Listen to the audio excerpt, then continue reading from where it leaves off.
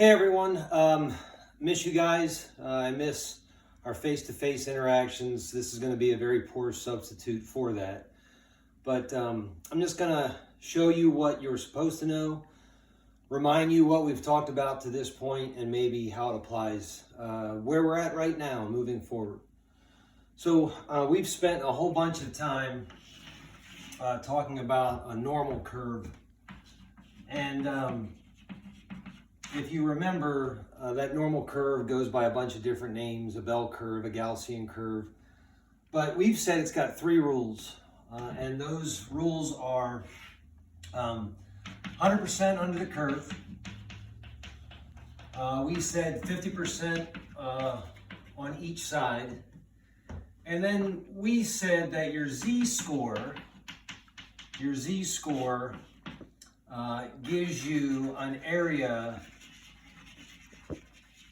from the Z to the zero. And there are different charts that you can use. I know some people were using charts that didn't reflect this, but essentially a Z-score is some point on that curve. And whether you know it or not, we've actually used three formulas to get a Z-score. We've used that formula. And what that formula said was,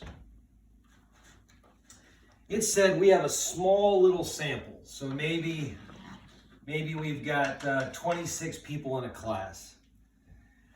And there's some average value that class represents. Maybe we want to calculate height or something along those lines. And then each of us in this sample is our own unique person. And then this is our own unique person. So we could calculate some average for the class, compare it to an individual person, and then this S is our standard deviation. So that was one of the Z-scores that we used. And then we realized that we could actually even grow our sample to represent a population. And then the numerator, actually this average that once was a sample average, is now going to be held by the population average. All right. So rather than this middle value being a sample average, now it becomes a population average. So maybe we hear that on average, high school students spend a certain amount, and we want to test that. Well, on average, that would be our population average, and then we would want to sample Redland students, and then that becomes the sample average. So notice how the numerator is different. And then our denominator, standard deviation, took on a little different symbol. It was just population. But then we had to account for how many were in our sample. How many Redland students did we sample? And then we could get a Z-score, and not all Z-scores represent, like, we don't always care about this little sliver. Sometimes we care about, how many people are you better than? That's a popular question that's asked. How many people are you better than? And if that were the case, we would have to find our Z-score, find our area, and then add the entire left side. We would have to add the left side. And that was a Z-score that we used. And the third Z-score that we used was our good friend p-hat. And essentially, we did the same thing. Now, standard deviation took on a different formula, but that's irrelevant at this point. We had a Z-score that represented, instead of a population average, now we had a population percentage. Like maybe we read that 37% of high school seniors are planning to go to senior week. Maybe that was what we read. And that was our P. And then again, we tested with a sample.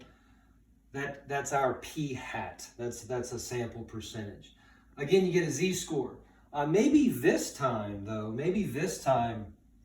what we were interested in with that Z-score is we were interested in that shading in the tail. And this is what we were doing with hypothesis testing at the end, where we weren't really interested in this kind of shading. We were interested in this kind of shading. And at the end, before we left, we were really interested in how P compared to alpha. Okay, so we wanted to know, we would get a Z-score, and then we get a p-value associated with that z-score. And then that p-value, all that really was is the area in the tail. So maybe we had a p-value of 0.023, and then that was less than alpha, and we got to pick how high that alpha was, but we then made some decision based upon that. Okay, so that's sort of where we left off, and I'm going to leave it at that. All I want to do is tell you, and this is what I want to leave you with, and what we're going to continue with potentially is, as you well know, people aren't meant to be compared to average, and life is hardly normal. And what we are currently experiencing is something called a power law. And what's true about a normal curve is there is 100% off the curve. So when you're like a baby and you go to the doctor and they come back and they say, hey, you're in the 95th percentile with your height. Basically, that tells you that you're better than 95% of the other kids your age. But what you started to experience is when you started to run some numbers with normal curves, you would find scores that were off the charts. We would say they're off the charts. And that meant that we don't know where to place you because you're so extreme, you're so far above average that we have to call you off the charts because the chart that you were provided didn't have that score. Well, in the real world, things aren't normal. Things often respond to something called a power law. And a power law, there is not 100% under the curve. It is an infinite amount of space under the curve. And we currently, right now, the thing that we're experiencing, I'm sure would tell us we are off the charts. But in actuality, what's happening is we're sitting way down here in what they call this the long tail. All right, when you look up power law information, they refer to this as the long tail. And it gets really, really close to the axis down here, and it looks like it's going to touch it. But if you really zoom in on it, this long tail actually extends off into infinity. And instead of saying, hey, we're off the charts, in actuality, what we are is we're sitting way down here. And there is a place for us. It's just very extreme. And most of life sits right in here.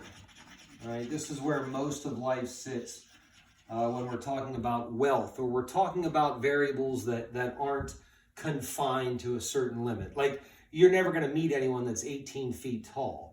But you could potentially meet someone that's a billionaire.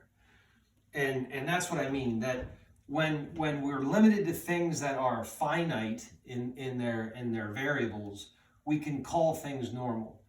But when they're not limited, like wealth, or like in this case, a virus, they aren't off the charts, which was awfully convenient to say.